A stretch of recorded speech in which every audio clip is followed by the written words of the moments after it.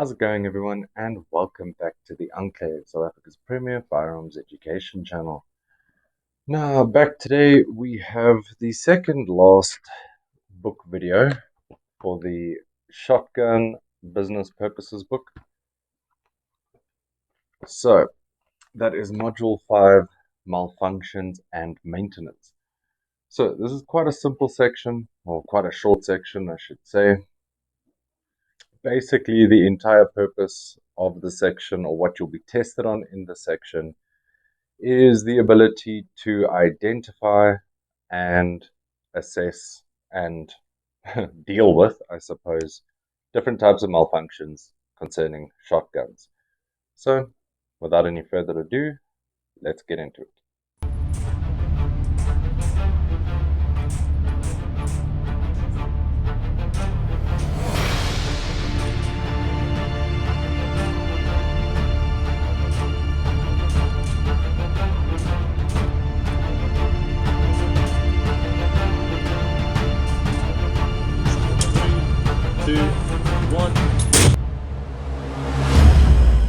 Okay, and we are back. So, getting into page 33 of your manuals here, we are going to be talking about the three types of malfunctions that affect shotguns. Let us grab a little prop here. I actually wanted to do this with a real shotgun this time, but there's excuses. It is what it is. Laziness, mostly. But let's just get into it with our prop here. So, the three types of malfunctions that you are most likely to encounter with a shotgun, not directly relating to the operation of the shotgun, like your actual pump mechanism jamming or something like that, have to do with the ammunition. So, the first type of malfunction that you would encounter is a misfire. Now, what happens with a misfire is the primer is struck, the round does not go off.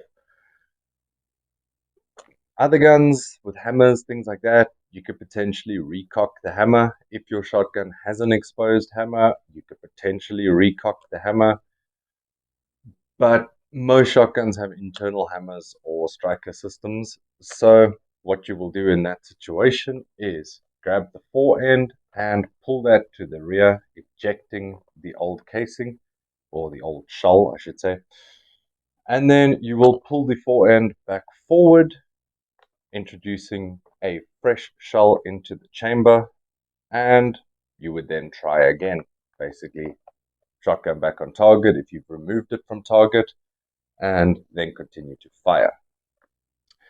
The next type of malfunction, and the following actually, are so rare that I'll be honest with you, it's a little ridiculous that they're even mentioned, because I have never seen a situation where either of these two things have occurred. I only know of one video where a hang fire has been recorded. I could potentially try and find it and put it down below. I didn't want to show it here because the person involved actually gets injured because of it. But as far as I've ever seen, I've literally in my lifetime seen one hang fire. So let's explain that. A hang fire occurs when the primer is struck and there is a substantial between 5 and 10-second delay between the primer being struck and the actual round going off. Now, like I say, this with modern ammunition, modern primers, things like that, you're either going to get a misfire, in which case the primer's been struck and nothing happens, or you're going to strike the primer and it goes bang. Like I say, think it's so rare to experience hang fire in today's days that it's barely even worth putting in the books anymore. I suppose for educational purposes, it's fine. But in the case of a hang fire, you do want to be safe. So what you would do is fire, wait a little bit, and then eject the shell. Now, I guess the only difference between a misfire and a hang fire is time. So if you experienced a misfire and you went click, in theory, there's nothing discerning that or making that distinctive from a hang fire, other than the fact that 5 or so seconds later, the gun would go bang. That's the only difference with a hang fire. But mostly the drills are exactly the same. You grab the fore end, you pull it to the rear, eject the bad shell, return the fore end to the front position, introducing a new shell into the chamber, and you'd carry on shooting, especially in something like a life or death situation. If you were in the range, most people don't shoot so quickly or run through things so quickly that a hang fire round being ejected would even cause them a problem. Most of the time, like I say, if you were to ever experience this, most people are so slow that they wouldn't even notice the difference between a hang fire and a misfire, if it were 1 in a trillion ever going to happen. Finally, we get into the last type of malfunction you can have with the ammunition in a shotgun, and that is a squib load. Now, like the previous example of a hang load,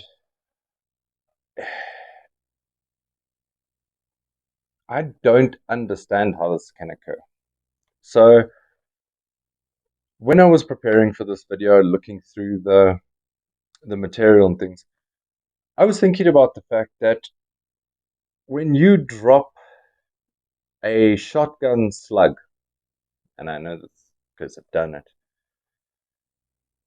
through the barrel of a shotgun, it just drops right through. The only thing that I can think that could possibly get stuck in the barrel of a shotgun is the wad. I do not know of any ammunition type for a shotgun where the ammunition itself will jam into the actual barrel, not the chamber, the barrel of the shotgun. If there is anyone who has experienced anything other than a wad getting stuck in the barrel, please put a comment down below so you can educate not only myself, but everyone else. I have played around with ammo in a shotgun barrel, and I have not seen any that logically could get stuck in the barrel. The only thing, like I say, that can expand or warp or be damaged by the blast and potentially wedge in the barrel would be a wad. Now, in the event that your wad gets stuck in the barrel, the easiest thing to do is to grab a rod. You should always have your bore rods with you at the range. I always have one just in case. Even though we've got powder checkers and things, accidents happen. So, yeah, basically you just take your bore rod, you insert that down the barrel, and you would push the wad out the chamber. Other than that, like I say, I can't see any situation where you would have something stuck in the barrel of your shotgun. Yeah, it's basically just a pipe. The shells don't even fit snug in there. So if you think about it, if you look at it, let me grab a shell quickly. So if you look at a shell here, this is empty, there's nothing in it.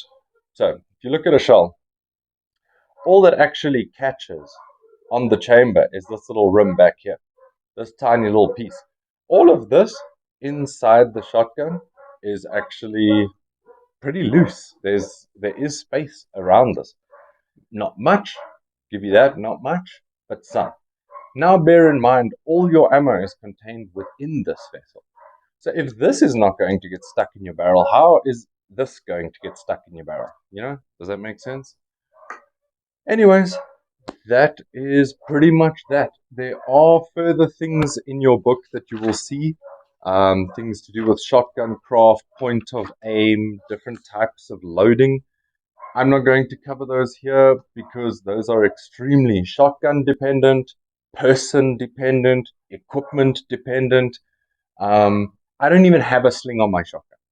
Okay, so for me to show you half the stuff, I need to go out, buy a sling, and then demonstrate something that I would never use in the real world.